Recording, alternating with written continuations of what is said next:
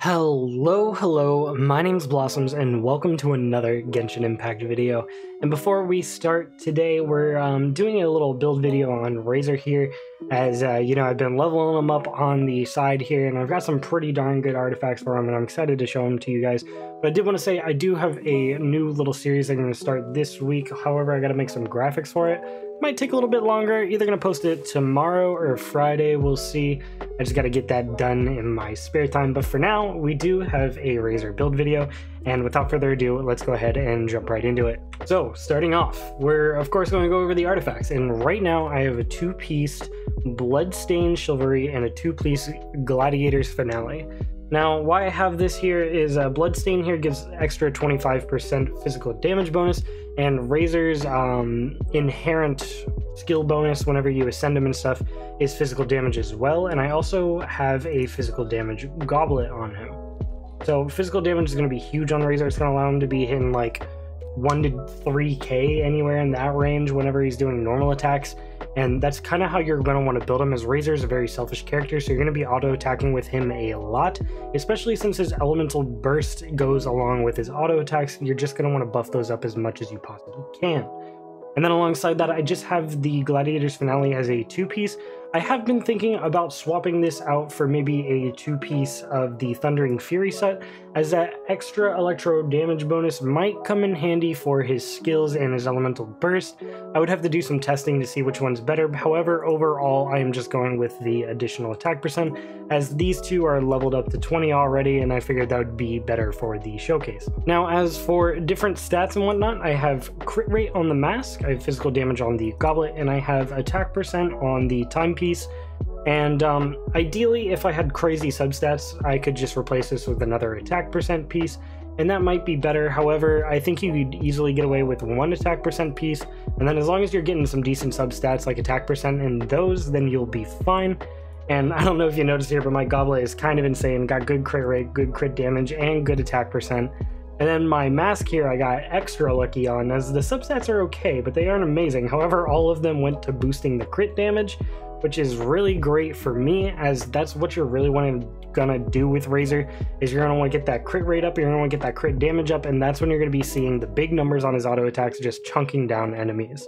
As for the feather and whatnot, I also have crit damage on here, and attack percent pretty good as well. None of these are perfect, but they are pretty good, so you can understand that this is kind of like a, you know, pretty decent Razor set right here.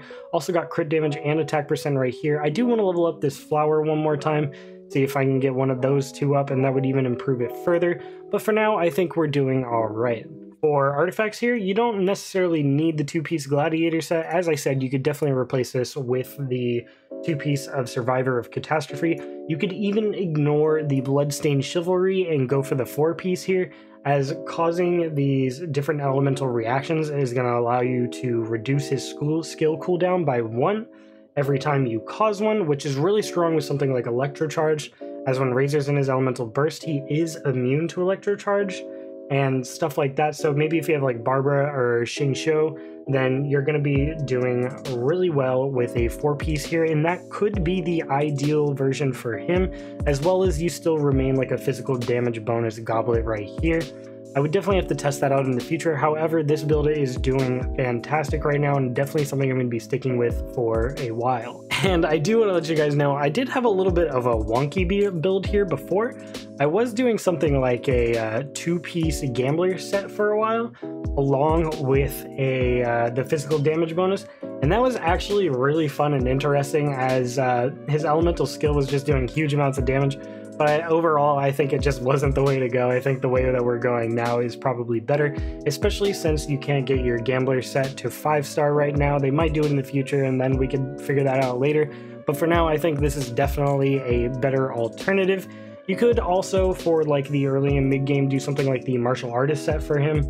Like a four-piece martial artist for early to mid game is going to be a-okay for Razor. However, late game, you're definitely going to want to transition to things like the Gladiator and things like the Bloodstained Chivalry set, as that is just going to give you some of the best benefits. Moving on to the weapon here, I have the prototype Amunis. I don't have it leveled up all the way to 80. That's alright though, I can go ahead and get that done whenever. 70 is a good number to stop at if you're going to stop anywhere, and right now I think that's where I'm going to stop with this. As for maybe other weapons you might want to try on him, I think something like Rain Slasher is really strong as well, especially for that elemental mastery boost, as since Razor's a very selfish character, he's going to be the one on the field proccing, you know, different elemental reactions after you swap to him. So you might want to have him be the one with the elemental mastery, or you could use him as the one who is applying Electro and then switching to somebody else to cause the reactions. However, I don't think that's really the most optimal way to play. So I think just going the safe route here with the attack percent on the substat and the extra little burst damage here on the actual effect of it is probably the most effective. Obviously, if you have anything like Wolf's Gravestone or maybe the Battle Pass weapon, that might be better than the prototype Amunis here. However, I think otherwise, this is probably one of the best 4 stars for Razor, as it's going to be increasing his attack percent and just giving you little bursts of damage. With that, not to mention it's craftable and therefore refinable even for free-to-play players. As for constellations on Razor, I don't have any. Obviously, he could be better if I did. Something like his first one here is very strong, allowing him to increase his damage by 10% for 8 seconds on elemental orb or particle pickup, so that's really strong. If you have like a C1 Razor, then you're feeling good. And then this one increases crit rate against enemies with less than 30% of HP by 10%. Obviously also very good. You know, those little small bumps to crit rate and everything. Nothing is too vital on Razor in terms of his constellations, and you'll see that even at my C0 Razor here, he's going to be doing A-okay. And then as for talents for my Razor, I don't have them leveled up very much, but he's still hitting really hard. I am boosting his normal attack by 1 with Tartaglia on the team, making it a 5. That way you have a better idea of how strong his normal attacks can be when you hit that, you know, kind of ceiling of 6, where you have to get the really rare stuff to level it up. So this is going to be a really good idea of that. And when you're leveling up your talents, I say you want to level them up in this order. You want to level up your normal attack first and foremost. You want to get that all the way up, and then you want to get his elemental burst up as quick as possible, as that is going to be increasing your normal attack speed bonus. And that's what's going to just increase your raw DPS while he's in that elemental burst form, doing huge amounts of damage. And then you can go ahead and move on to the Claw and Thunder, which still does great damage, don't get me wrong, but it isn't nearly as valuable for your overall DPS when it comes to like Lightning Fang or his normal attack. And before we go ahead and show off some of his damage, here are the general stats for those of you who want to replicate this build, kind of what you want to aim for your different substats and whatnot, those typical kind of goals. But yeah, we got his attack here plus 1033, his defense plus not so much at all, 138 elemental mastery, crit rate, crit damage. These are kind of some ideal numbers you want to hit. Obviously more on both is desirable. You definitely want to hit around this 50% range, and then you want to get as high as crit damage as you possibly can.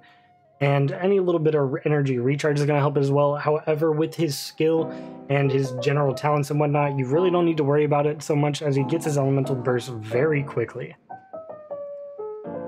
And then for my physical damage bonus, we have 88.4% here, meaning he's doing huge amounts of physical damage bonus. So those are just kind of the stats for those of you who might want to copy this. Alright, enough talking, let's go ahead and show them off a little bit. We're in Abyss Floor 9 here, and do keep in mind electro damage is increased by 75%, I believe, so his electro is going to be doing way more damage than it should. But don't worry, we will go to an open world boss and show that one off as well, just so you have an idea of how he normally is. However, I felt this is probably the easiest way to get a concentration of enemies in one place, and to kind of show off his potential even in the Abyss. Without further ado, let's go ahead and get that started. I'm going to go ahead and put up some of that. Maybe add Xingqiu here. Xingqiu build coming very soon. Don't you worry. But look at these huge numbers we're hitting. Almost 4,000 on crits there, and that's happening pretty often. 2k on normal hits. You can see Razor here is doing just fine. However, he does kind of take a lot of damage, but that does kind of affect him, as his last talent increases his energy recharge the more damage he's, you know, taken. I believe at like 50% or less, he's getting like a more energy recharge, and that is really valuable. But you definitely have to monitor a bit, as he does not get staggered easy, so you can just kind of keep going. And so you definitely do get distracted sometimes, you know, and not paying attention to his health bar, as he isn't getting staggered or anything. So you'll just be like, oh, I'm out of health all of a sudden, you know. And you do notice we get his elemental burst all the time still. You definitely have to manage how you use your skill a little bit, just to make sure you're min-maxing the amount of time you have on it.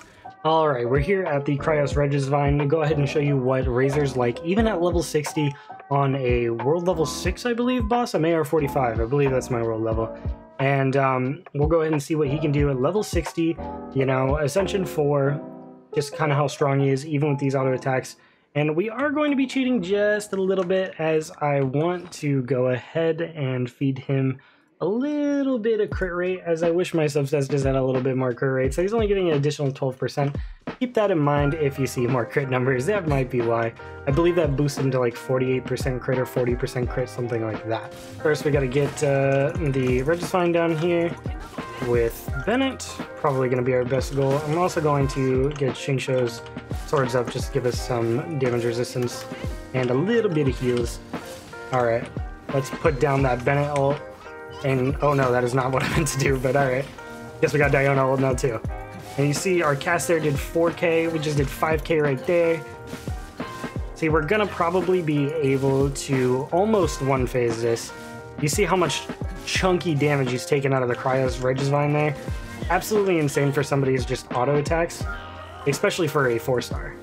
Also figured we could go ahead and show him in some open world here, as Razor does have that benefit of some reduced stamina cost for sprinting, so he's a good overworld character, especially as a Claymore user, and I figured I needed to do my artifact farming as well, so I might as well just show him off a little bit in the open world here, see what kind of damage he can do. I do note my my skill and elemental burst talents are not leveled up too much. I might have to heal him here, as he was pretty low health coming in here. But you see the kind of damage that we are dishing out on these people. 4 or 5k all the time. 7k right there, but that was a plunge attack, so I don't know how that scales. And yeah, 4k, 3k, getting all sorts of huge numbers here. And that's kind of what you want to see with your Razor. See, 4k, 3k, 3k, and that was with the elemental skill, by the way. It was one of those 3ks, and our elemental skill is only at level 2, I believe. So you can kind of see how Razor can scale in an absolute insane way. However, I will say he is kind of fragile. He doesn't get stunned very easily, but he is fairly fragile, so I think you're going to benefit really greatly from using units like Diona or units like Barbara, as Barbara's going to be able to sustain some heals on him with her first skill, and Diona's going to be able to keep him protected with her E, as well as help him proc Superconduct, which is just going to increase his physical damage even more. So I think those are things you want to consider when you are building your teams for Razor.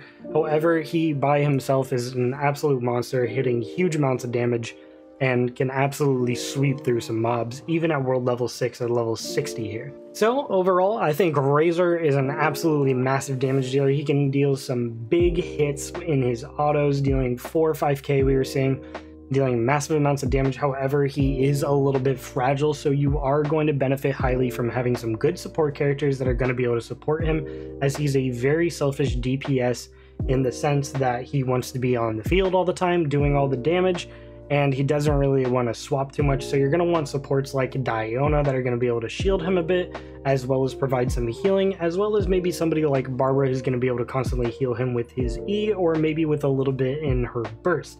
Xingqiu is also an excellent choice, as when Razor's in his elemental burst, he is immune to that electro damage, or electro charge damage, so these are very important things to consider when you're building your Razor. However, overall, I think you're fine regardless, as he's just a big damage dealer and he can get the job done. Razor's kind of a low-key 5-star packed in a 4-star, and I absolutely love him, and he will definitely be a part of my Abyss Team 2. Not Team 1, as my Team 1 is a little bit packed, but that's alright, as Razor is going to be fitting in Team 2 just fine. He'll probably be the carry for that team, hitting those huge damage numbers. Anyways, if you enjoyed the video, please leave a like down below, comment, and subscribe for more, as always going to be doing more videos like this.